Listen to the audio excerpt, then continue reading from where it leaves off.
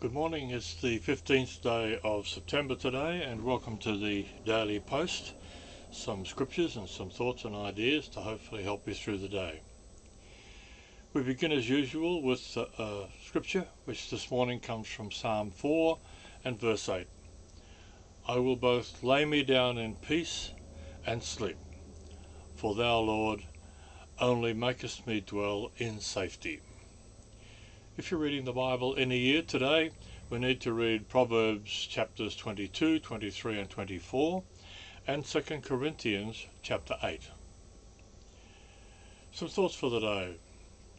A mediocre idea that generates enthusiasm will go further than a great idea that inspires no one. Enthusiasm is the inspiration of everything great. Without it, no man is to be feared, and with it, none despised. Those who are fired with the enthusiastic idea, and who allow it to take hold and dominate their thoughts, find that new worlds open for them. As long as enthusiasm holds out, so will new opportunities. Motivational thought for the day. There is real magic in enthusiasm. It spells the difference between mediocrity and accomplishment.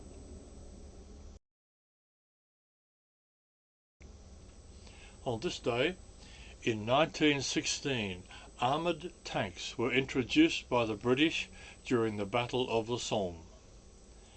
In 1928, Scottish bacteriologist Alexander Fleming discovered penicillin while studying influenza. And in 1940, on this day, at the height of the Battle of Britain, Britain claimed to have shot down 185 German planes. The day has subsequently been celebrated as Battle of Britain Day. In 1948, the F-86 Sabre jet aircraft set the world aircraft speed record of 1,080 kilometers per hour. And in 1997, on this day, Google.com was registered as a domain name. In 2008, Lehman Brothers Holdings Incorporated filed for bankruptcy protection. It was the largest bankruptcy in US history. And on this day in 2021, SpaceX launched the first all-civilian spaceflight from Cape Canaveral, Florida, for a 3-day orbit around the Earth. The personal story of the day is entitled One of a Kind. There are two types of people in the world, someone once said. Those who come into a room and say, "Here I am," and those who come in and say, "Ah, there you are." How different are those two approaches? One says, "Look at me, I need attention." The other says, "Tell me about yourself." One says, "I am important." The other says, "You are important." One says, "The world revolves around me." The other says, "I am here to serve you." Wouldn't it be great to be known as someone of the second kind of person? Someone others love to have around? Someone who displays the love of Christ openly and unashamedly. The New Testament gives us some practical suggestions about becoming the kind of person who demonstrates Christ's love. We are told to give preference to one another in Romans chapter 12 and verse 10. Also in Romans, in chapter 14 and verse 19, we are told to edify one another. And in 1 Corinthians chapter 12 and verse 25, we're told to care for one another. Galatians chapter 5 and verse 13 says we should serve one another. And in Galatians 6 chapter 2, bear one another's burdens. Colossians 3:13 tells us to forgive one another. And 1 Thessalonians chapter 5 verse 11 tells us we should comfort one another. And finally, James in chapter 5 and verse 16 tells us we should pray for one another. There should only be one kind of Christian, the, quote, love one another, unquote, kind. Which type are you? The devotional thoughts of the day, the first, spiritual eyes, and the scripture comes from Ephesians chapter 1 and verse 18, with further references from Luke chapter 24 verses 13 to 35. The eyes of your understanding being enlightened, that ye may know what is the hope of his calling, and what the riches of his glory of his inheritance in the saints.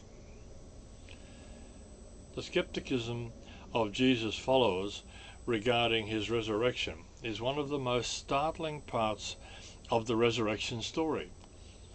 His disciples expressed their doubts more than once during the first hours and days after Jesus was raised. This was consistent with their reaction to his teaching about his death and resurrection at various points in his ministry.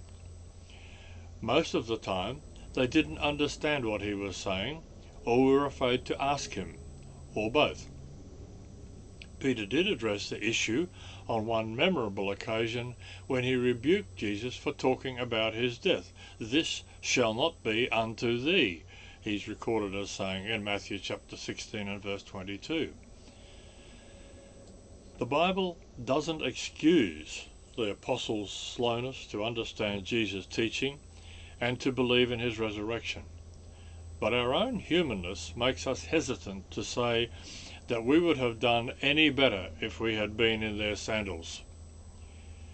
Many of us can probably identify with the two people who were walking back to the little village of Emmaus the evening of Jesus' resurrection. One was Cleopas, and the other could have been his wife or a friend. As far as they were concerned, the reports that Jesus was alive were just too good to be true.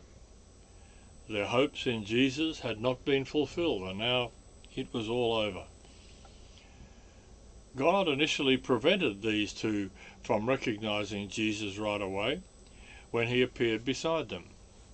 He had an important lesson about faith, the scriptures, and himself to teach them. The lesson that Jesus gave them in the Old Testament must have been unforgettable, as we read in verse 27. Imagine Jesus opening his word and teaching you. It made their hearts burn with understanding and excitement. Apparently, these two disciples were then ready for the best part of their lesson, which was to identify with the teacher. When their eyes were finally opened and they realized it was Jesus, all the doubts and discouragement evaporated. The fact that he disappeared immediately didn't even matter to them.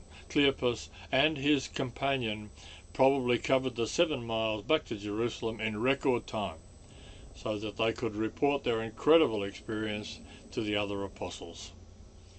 The experience of the disciples on the road to Emmaus reminds us that spiritual sight is a gift from God, a gift that precious few receive. The second thought is entitled Gethsemane, a scripture from Matthew 26 and verse 36. Then cometh Jesus with them unto a place called Gethsemane, and saith unto the disciples, Sit ye here, while I go and pray yonder. The deprivation and degradation began. The suffering that will culminate on the cross begins. This suffering occurs in stages. Jesus is in Gethsemane, which means oil press, a most fitting name. This terrible pressure would result in newly produced oil that would flow forth in the upper room on the day of Pentecost. The pressure was more intense than any human being could ever imagine. Jesus, the Son of God, the eternal God, who never had been in contact with sin himself, would now have the fate of sin and the impurity of the entire world laid upon him. This was unthinkable.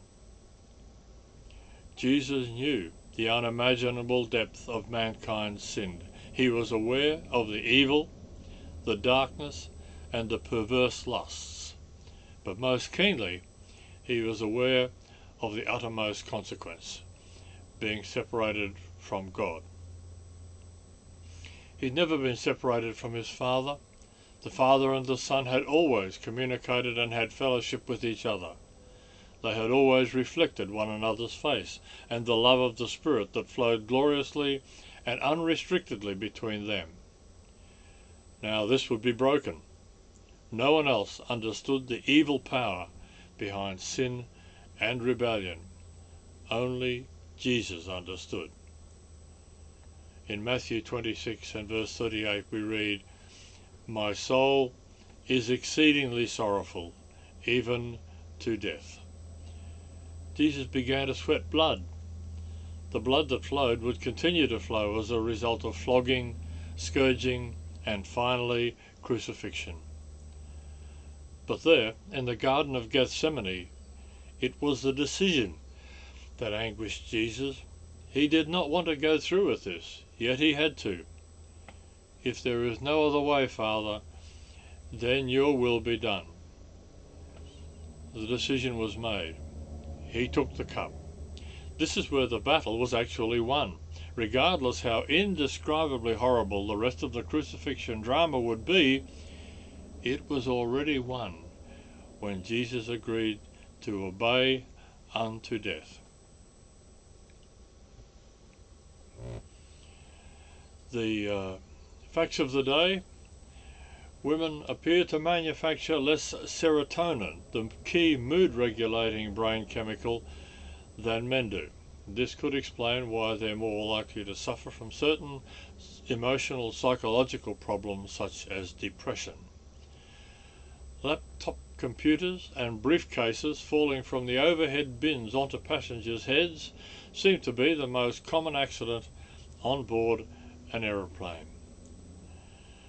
The closing thought for today: Lord, teach me to always be grateful for the kindness people show me. Thank you for joining us this morning. We hope that you've enjoyed and been benefited by the daily post for today, and so we look forward to seeing you again tomorrow morning. Have a blessed day. Bye for now.